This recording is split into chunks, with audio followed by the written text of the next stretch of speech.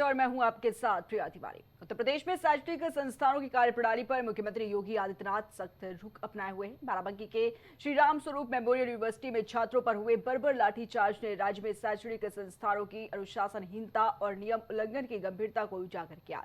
इस मामले में बीते रविवार को सीएम ने खुद अखिल भारतीय विद्यार्थी परिषद के पदाधिकारियों से मुलाकात की और आश्वासन दिया है कि एबीवीपी के द्वारा उठाए गए सभी मुद्दों की जांच कर निर्णायक कदम उठाए जाएंगे। शांतिपूर्ण प्रदर्शन कर रहे छात्रों पर लाठीचार्ज करने वाले कुछ पुलिसकर्मियों को निलंबित भी किया जा चुका है और नियमों का उल्लंघन करने वाले संस्थान और दोषियों के खिलाफ भी कठोर कार्रवाई की जाएगी।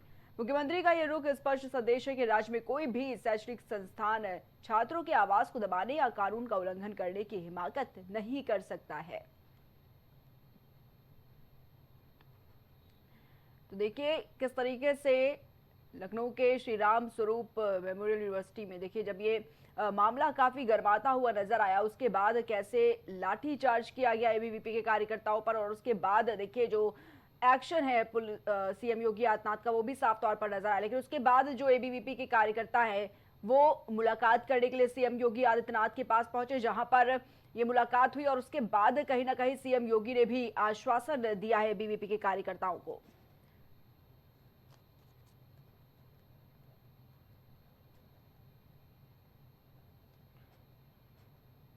तो साफ तौर पर देखिए तस्वीर भी सामने आई जहां पर एबीवीपी के जो कार्यकर्ता है वो सीएम योगी आदित्यनाथ से मुलाकात करने के लिए पहुंचे और अपनी मांगों को साफ तौर पर रखा।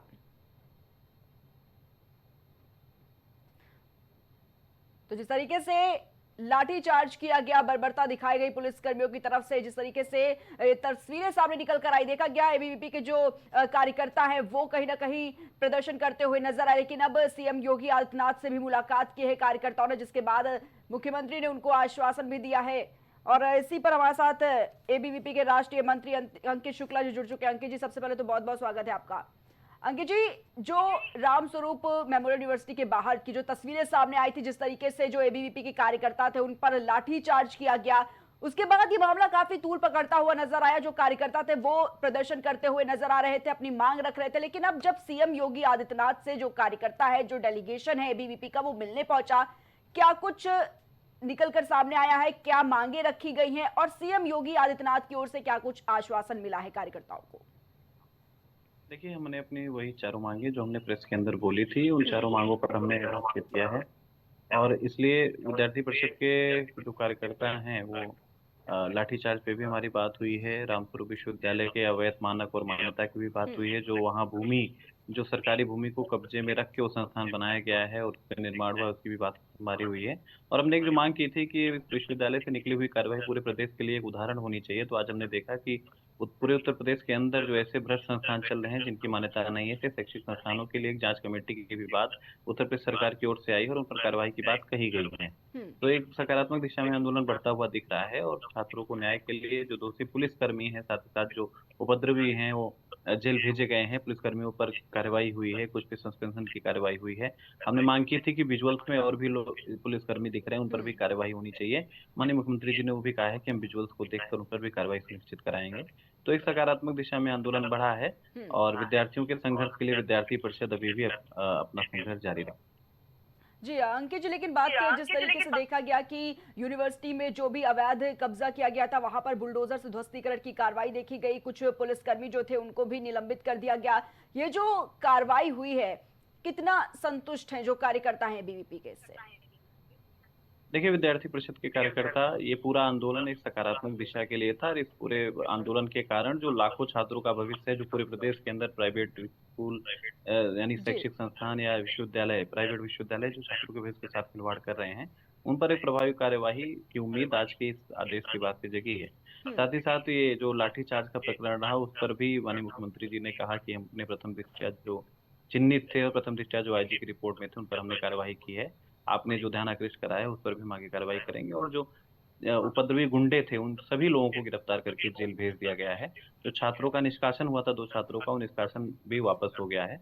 और उच्च शिक्षा परिषद की जो एफआईआर है, उसके तर्ज पर जो अन्य भी मान्यताएं नहीं थी उनकी और कोर्सेज चल रहे थे, उन पर भी उनके अभिलेखों को तलब करके उन पर भी कार्रवाई की बात मुख्यमंत्री जी ने कही है। जी हाँ, बिल्कुल अंकित जी, लेकिन देखिए सिर्फ रामस्वरूप यूनिवर्सिटी तो छोड़ दीजिए, बाकी जितनी भी यूनिवर्सिटी हैं उनके लिए भी सरकार की तरफ से भी कहा गया है कि पूरी तरीके से सभी यूनिवर्सिटीज की जांच हो कि कोई गलत तरीके से, या अगर बात करें चाहे वो अवैध निर्माण ही क्यों ना हो या फिर छात्रों की ही आवाज क्यों ना हो, सबको उठाने की बात अब कही गई। और साथ ही देखिए सीएम योगी आदित्यनाथ ने यह भी कहा है कि राज्य में कोई भी जो शैक्षणिक संस्थान है छात्रों की आवाज को दबाने का अगर काम करेगा तो इसी तरीके से कार्रवाई होगी। जी, बिल्कुल, ये एक सकारात्मक हम्म। कदम है और पूरे विद्यार्थी आंदोलन को जो उम्मीद थी, इस विद्यार्थी शक्ति को माननीय मुख्यमंत्री जी से उन्होंने अपनी छवि और अपने एक जो उनकी शैली है उसके अनुरूप ही उन्होंने ये प्रभावी कार्यवाही का जो उन्होंने आश्वासन दिया था, तो मुझे लगता है ये प्रभावी कार्यवाही इस दिशा में है। जी ठीक है अंकित जी, बहुत बहुत धन्यवाद आपका हमारे साथ जुड़ने के लिए।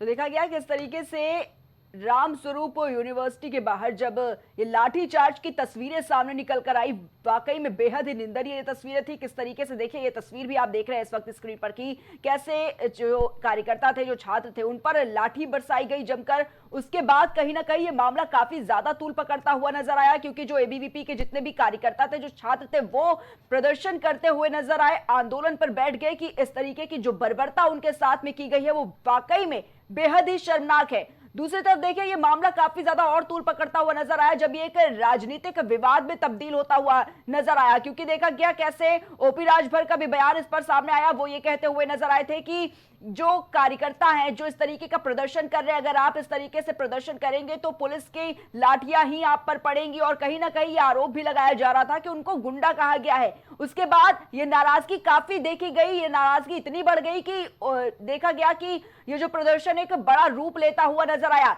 लेकिन कहीं ना कहीं सरकार की तरफ से इस पूरे मामले में जो एक्शन लिया गया है, जो कार्रवाई की गई है, साफ तौर पर देखा जाए तो अब एक और इसमें जोड़ के देखा गया है कि जो इतनी भी यूनिवर्सिटीज हैं उन पर भी ये जो सख्ती है वो साफ तौर पर सरकार की ओर से देखी जा रही है। पहले देखा गया कि रामस्वरूप के बाहर जितना भी अवैध अतिक्रमण किया गया था, जितनी भी अवैध निर्माण थे, उन पर बुलडोजर चलाकर ध्वस्तीकरण की कार्रवाई की गई। दूसरी तरफ देखा गया कि जो पुलिसकर्मी इस तरीके से बर्ताव करते हुए नजर आए थे, लाठीचार्ज कर रहे थे, उनके खिलाफ भी निलंबन की कार्रवाई देखी गई।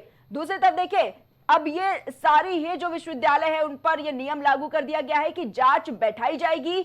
अगर कोई भी अवैध निर्माण ही क्यों ना कर रखा हो या फिर छात्रों की आवाज को दबाने का काम किया जा रहा होगा किसी यूनिवर्सिटीज पर, तो उस पर भी अब कार्रवाई की जाएगी। तो कहीं ना कहीं ये मामला काफी उच्च स्तर तक पहुंच चुका है और सीएम योगी आदित्यनाथ का जो फैसला, जो कार्रवाई है, सिर्फ रामस्वरूप यूनिवर्सिटी के लिए ही नहीं बल्कि सभी विश्वविद्यालय के लिए अब ये जो फैसला है वो सरकार की ओर से लिया जा रहा है। जिसके बाद देखा गया है कि एबीवीपी के जो कार्यकर्ता थे वो कहीं ना कहीं इस कार्रवाई से सरकार की काफी संतुष्ट नजर आए हैं।